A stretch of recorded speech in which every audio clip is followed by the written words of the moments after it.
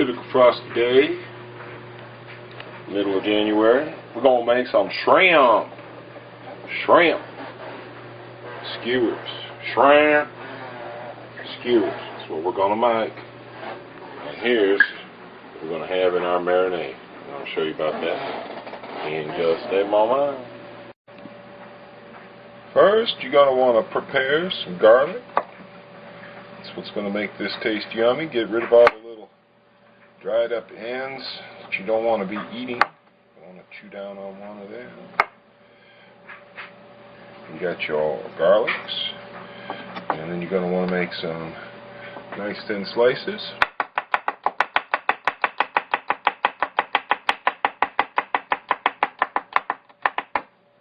You can see those are papery thin. Go the other way.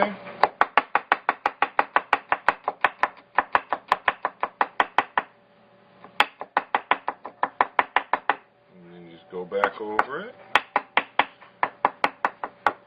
And repeat. You can either squeeze a lime, or you can put the equivalent of a squirt of lime right in there. Give it some zip. Okay. When you are broiling, you're going to want to coat shrimp with something. It's kind of oil, something oily.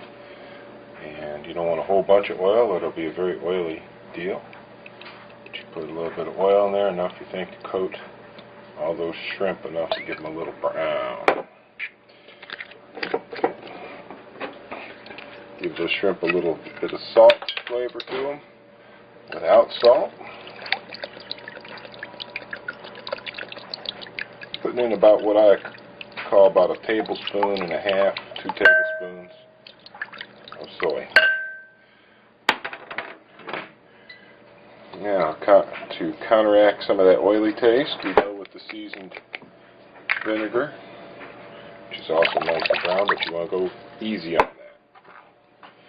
But that also helps it penetrate. Something about vinegar makes things penetrate.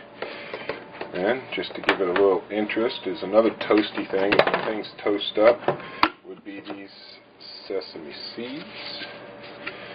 Get some sesame seed in there.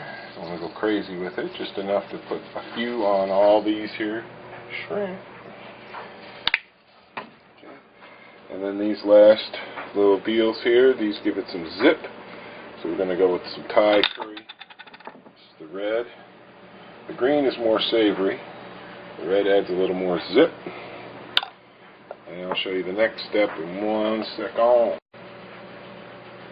And what we have here is the red onion. This onion is going to serve a couple of different purposes in this. We're going to put it in between the shrimps. So we're going to want fairly large pieces of that, like shell type sized pieces, which you get by cutting it into 8s.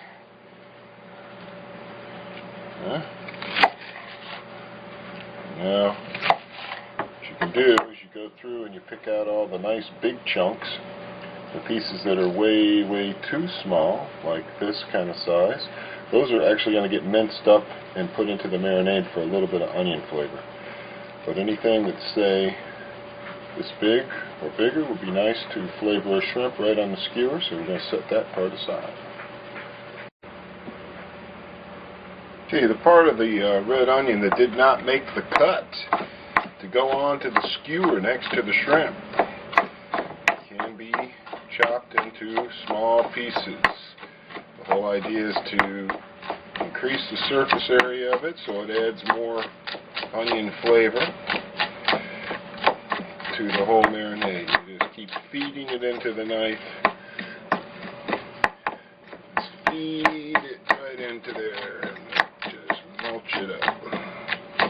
Doesn't have to be perfect. Anything you don't like the looks of, just toss it out.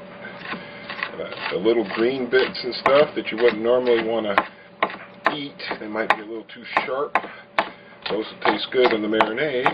Add some flavor to it. And you want to make the stuff fairly small so that if it ends up sticking to the shrimp, it's just little tiny flakes.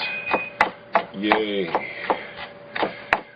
another load of laundry to do, huh? I'm like Mrs. Doubtfire today.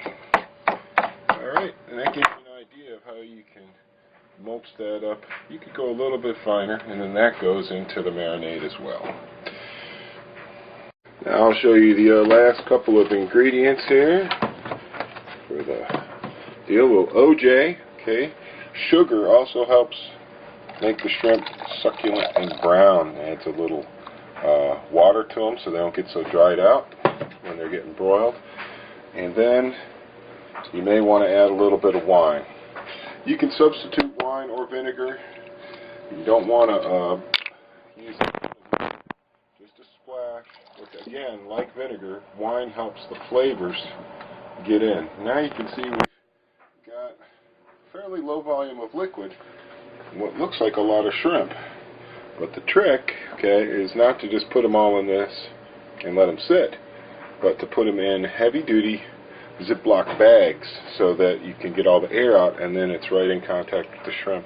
And you don't want to marinate more than about 20 minutes with the shrimp. So you can make your marinade up ahead of time and let all the flavors start blending. And if you want it spicier, add some cayenne. You want it saltier, add a little salt. Just experiment.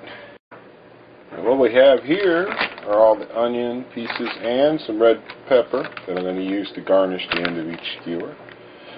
I make 12 skewers, got 12 little pieces of pepper, got a bunch of onion in there.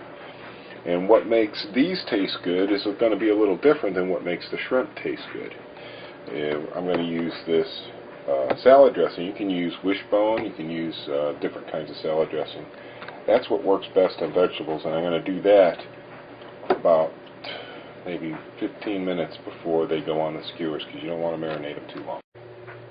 Okay, how I deal with my shrimp is usually I'm getting frozen shrimp because I live up here in the mountains, but this does happen to be some nice Florida shrimp, frozen. What I do is I run cold water. This water's about 55 degrees. I run cold water on it until they start to thaw, and then I let them sit for a minute, and then I'll dump the water out, and I'll do it again. So it's not quite showtime yet. Not time to skewer up the shrimps and whatnot, but it is time to start cooking some brown rice. And then at the very last minute, I'll be steaming some broccoli. And that'll be pretty much a full meal. Shrimp, rice, broccoli. Coming up. Now this is the trick for anytime you got to marinade something. So you have a nice heavy-duty Ziploc bag.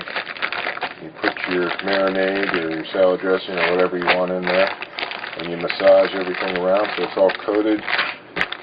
You squeeze it down, and then you let the air out, and at the last minute, and then it just about ensures that every square inch of the vegetables will be marinated. Okay, I've drained most of the fluid out of the marinade, leaving just the yummy goodness on the shrimp. Here's the veggies, similarly drained. I'm going to be skewering them and putting them into this little tray and broiling them.